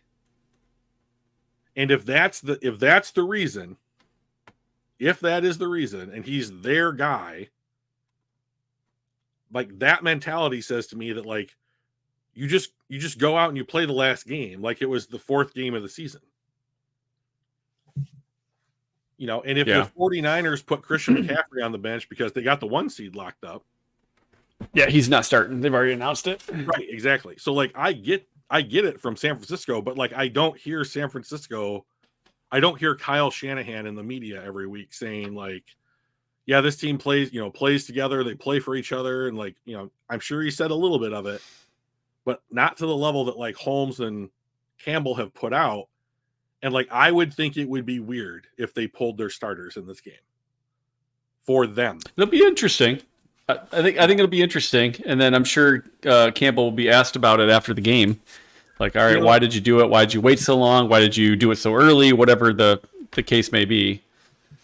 I was watching his press conferences, from Sunday and Monday. Oh, he was pissed after the game. I think we're gonna come out with some fire.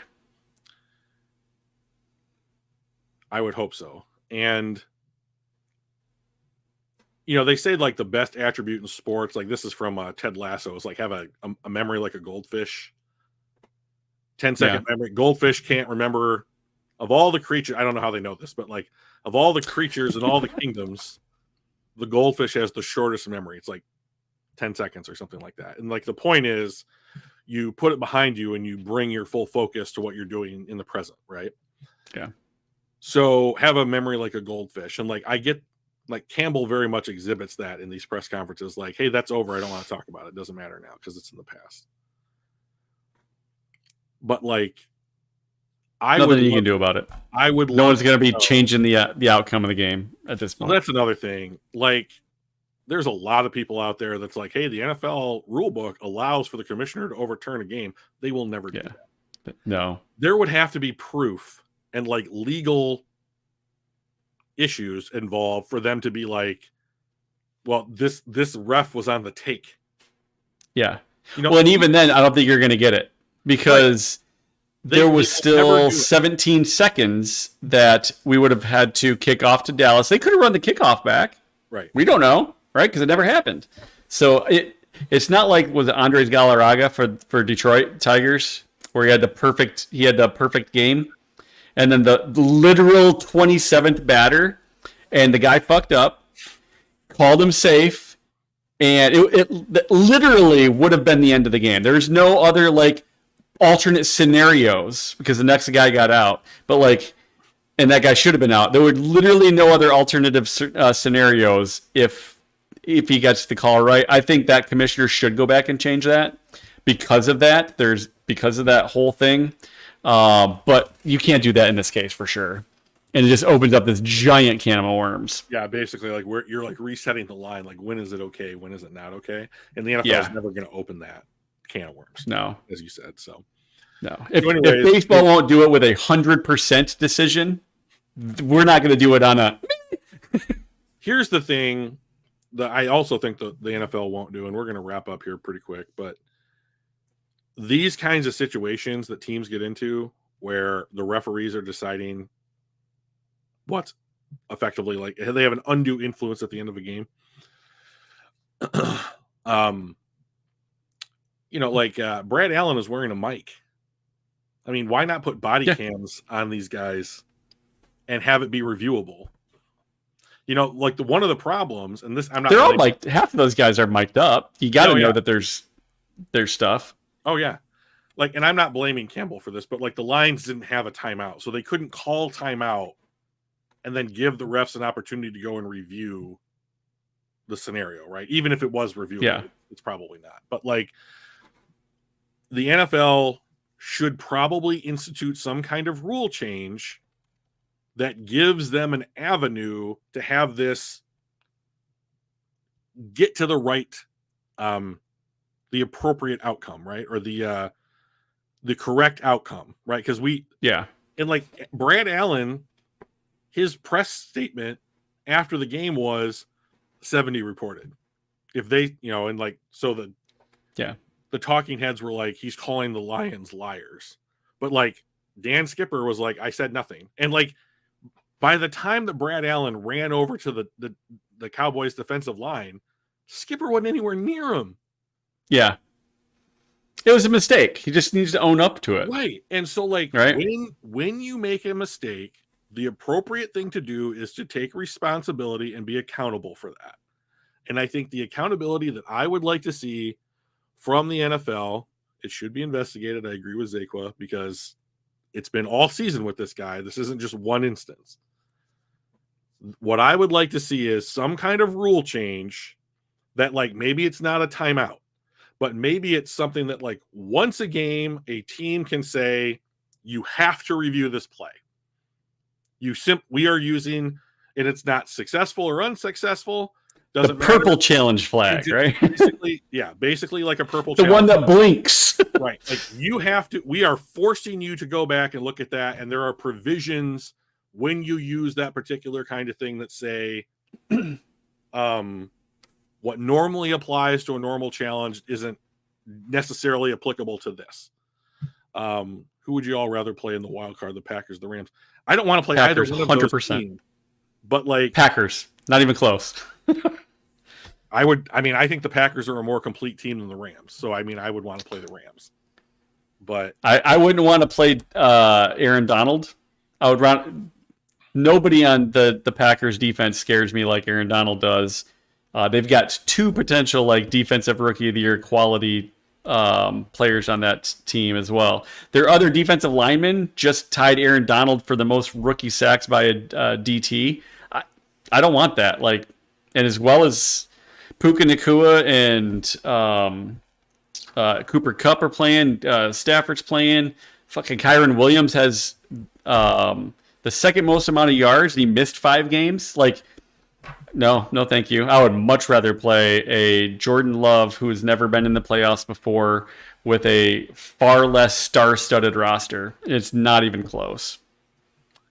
And I would rather play what I perceive to be the weaker of the two offensive lines with the Lions defensive line. And I would rather worry about 2 people than what Green Bay brings to the table offensively, which is nobody.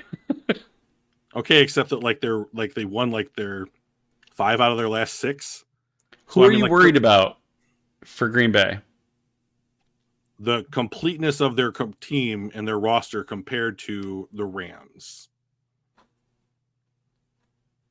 So I don't think that the Detroit Lions have an electric offensive player like Cooper Kupp or Puka Nacua on their roster.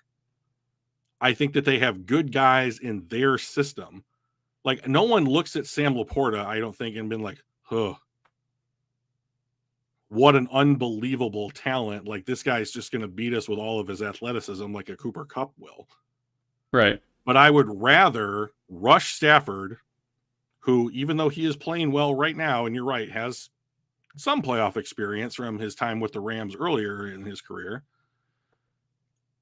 I would rather worry about him throwing to those 2 guys and putting Aaron Donald up against our offensive line than I would having to go up against the Green Bay Packers, who have played the Lions twice this year and came into the building and embarrassed them on Thanksgiving. So I would rather play the team that they haven't played before than the team that they're going to play for the 3rd time this season. And it doesn't matter to the Packers if they come into Detroit because they fucking owned us in Detroit. So I don't think our home field advantage means as much against the Packers as it does against, say, 28 other teams in the NFL. Yeah. So do I want to play Matt Stafford? Not particularly. Do I want to try and cover Puka Nacua and Cooper Kupp? No. Is Aaron Donald really good? Yeah. Those are the 4 players I think that they have.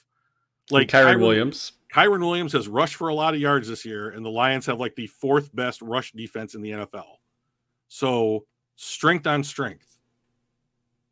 But the Packers are the team without any studs that came in and embarrassed them on what is arguably one of the games each year that Detroit wants to win the most, and they just put up a fucking dud. Oh, yeah, for sure. I get that. I don't want to. I would rather avoid that potentiality again. Yeah. I feel that's a Halo and Horn type of thing. You remember the one bad thing, which was us laying an egg, not Green Bay being a great team. They're not a great team, but we laid an egg against them, and that's what we remember, right? So I don't know. The other thing, so in response to that, I would say you're a fan of the Rams and think that they are great.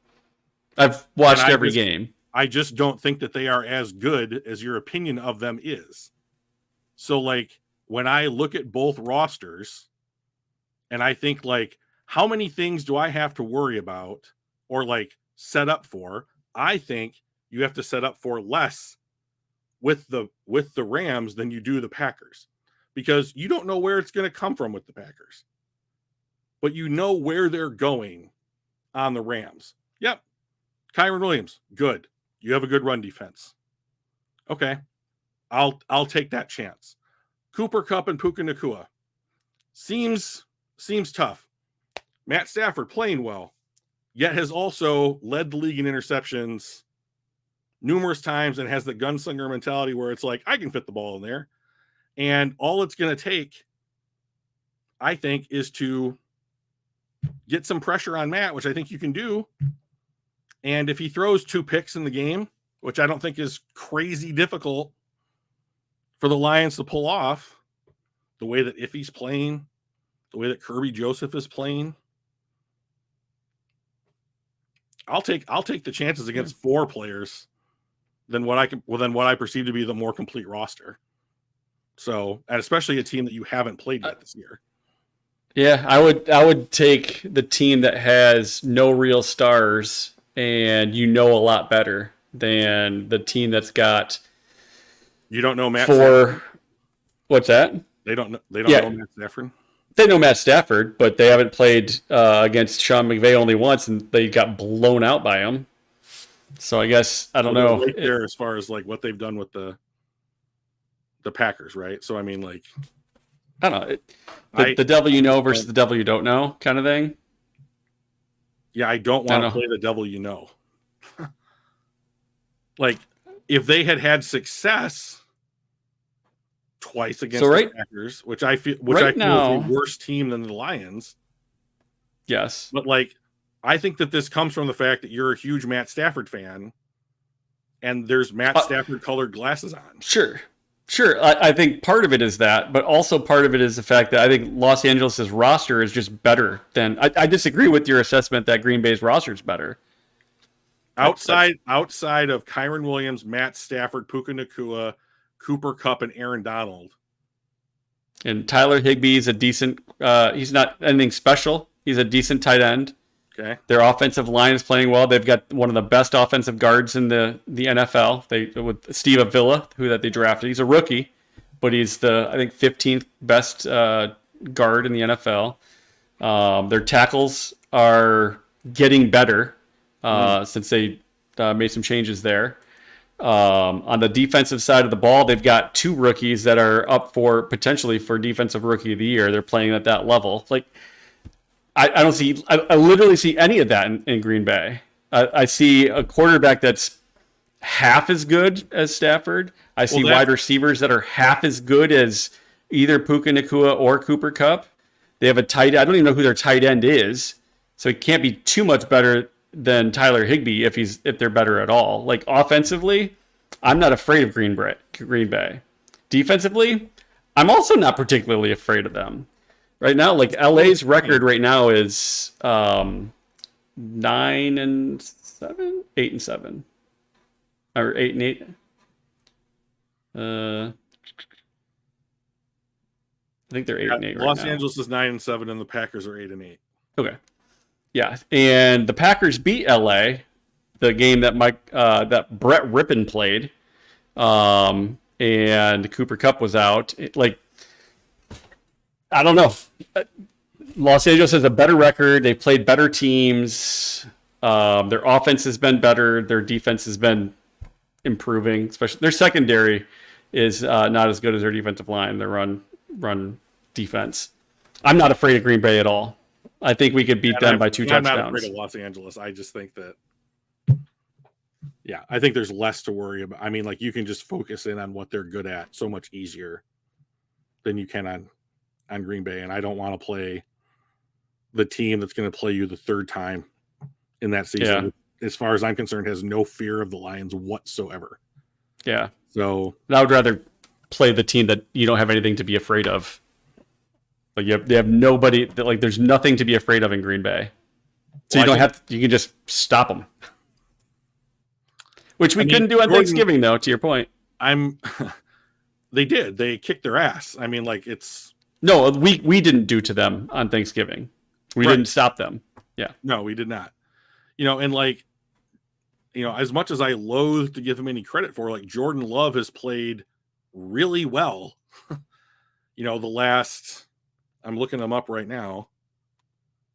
But, like, he's the 13th graded quarterback in the NFL per PFF. Hang on one second. Oh, I clicked too many times. And Stafford is higher. He's 8th. But, like, the difference there is 4 points in grading. So, I mean, yeah, I can't name, you're right. The Packers don't have Cooper Kupp. 31 other teams in the NFL don't have Cooper Kupp either. But, like, the Lions have played Justin Jefferson twice, and he's had games of his, top games of his career, and it didn't matter because the Lions won those games. And, like, CeeDee Lamb just had 225 yards against the Lions, and we just talked for an hour and a half. And he was their only target. Right. It's going to be so much dirtier when you have 2 targets. Because they're both going to get 227 yards. Like, if they have together what CeeDee Lamb had last game, I think that shows, like, okay, like, the Lions just went up against an elite receiver who had the game of his career. Yeah. And, got him up and down the field more than 2 times, 227 yards in the touchdown. And they went to him all the time. All the time. We couldn't stop it. Into a standstill. Yeah, we could not stop anything going to him. Oh, it's so frustrating. Just fucking double him. Just double him or something. I don't know. Just put Jack Campbell on him. I mean, like, but, like, I don't think in the way that they are playing right now, I don't think that there is a huge discrepancy between Matthew Stafford and Jordan Love. You want to talk about their careers? Huge difference. But sure, through 17 weeks of the NFL season, they're both playing pretty well. I didn't want to play either of these teams. Yeah. What I wanted was to get a bye and avoid this shit and have some of these people knock each other out. Yeah. That's okay because we locked up the 3 seed.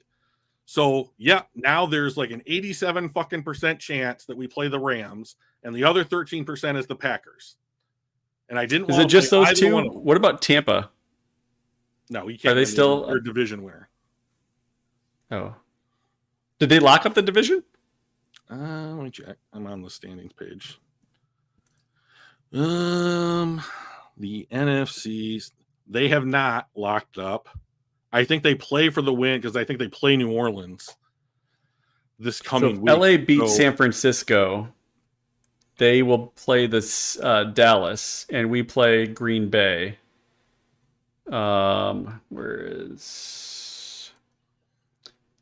If Carolina beats Tampa, it's not happening.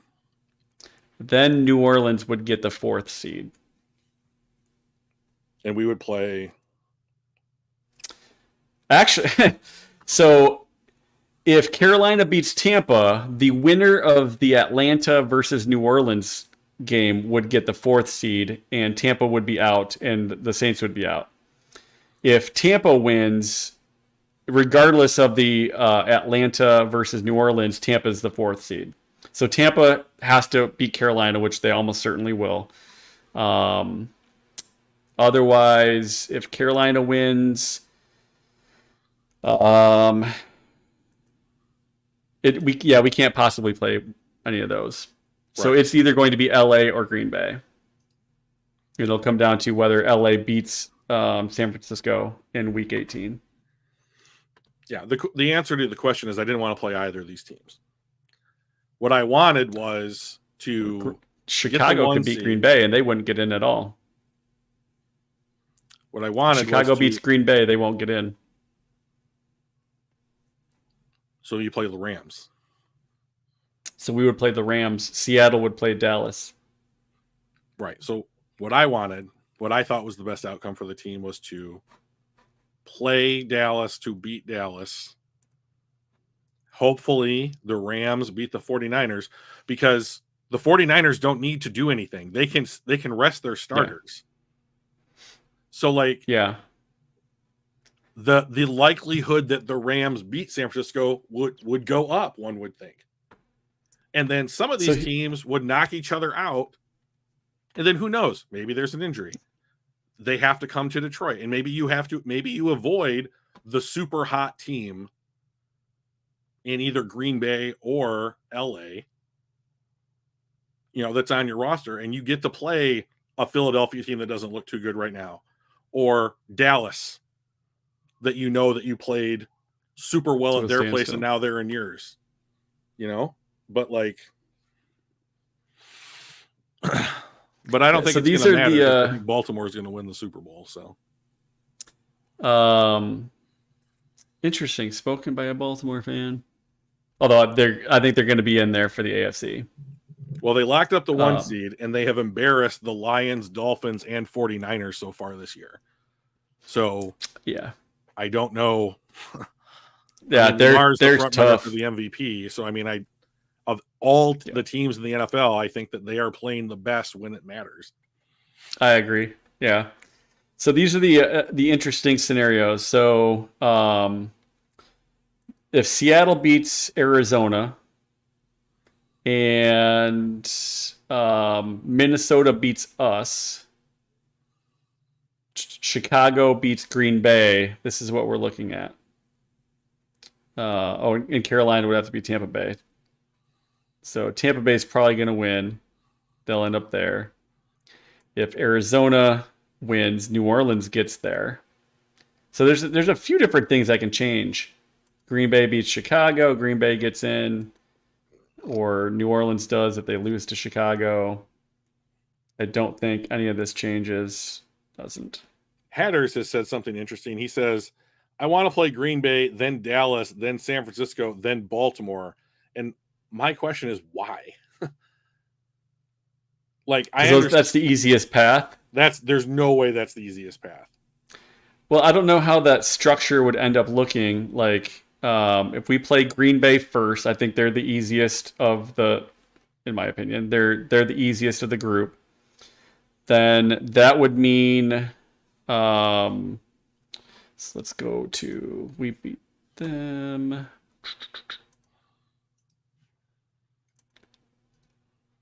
Trying to figure out Green Bay.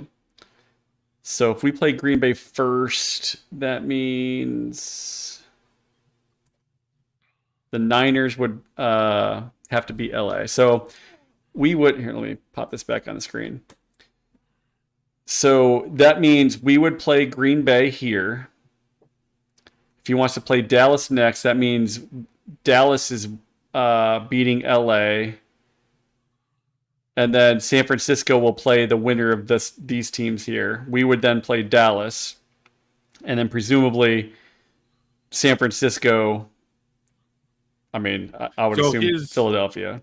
So Hatter's sequence of teams to play is pretty realistic. I think so. So, although I wouldn't rather play San Francisco than Philadelphia. I would like Philadelphia. In fact, I'd like Tampa Bay to beat Philadelphia and then Tampa Bay to beat San Francisco. I'd like to beat Tampa Bay in the finals. It won't happen. Oh, I see what you're saying. So I was like, Philly's playing the worst football out of every NFC team on that list right now. Yeah. So sorry, Michael. He's a Philly fan. Michael, our new subscriber. Oh. Yes, very Yeah, sorry. he's a Philly fan. Yeah. Completely. They are. As well. He said something about not being able to stop a bloody nose when it came to their defense, which is weird. Yeah. But I think it's their secondary that Petrasha. All right. So here's my thing, and this applies to college football as well. I don't care about taking the hardest path to where you're trying to end up. Like, that doesn't make it any more or less prestigious for me. The only prestige that I give a shit about is winning the football game. Yeah. So, by the way, congratulations on your Wolverines. Thank you. I appreciate that. It was after that first fucking play was an interception that ended up not being, but I'm like, oh my God, this is going to be a blowout. They just started off on the wrong foot and it's going to get ugly quick.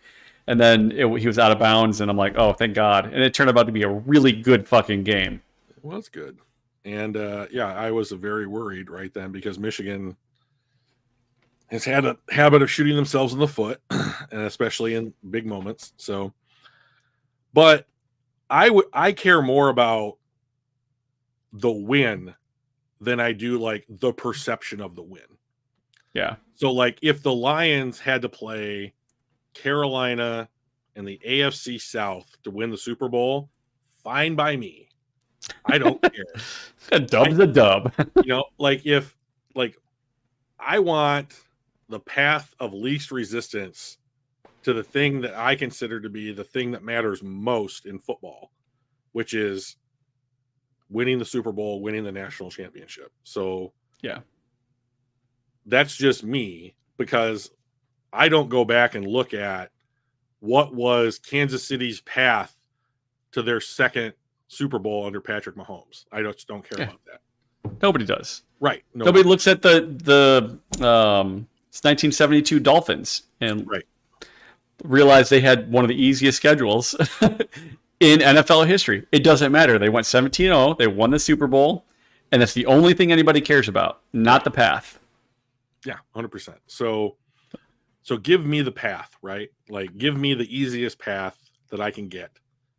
So that's where I come from. So, and just one final point, then we'll wrap up. I don't care about Matt Patricia.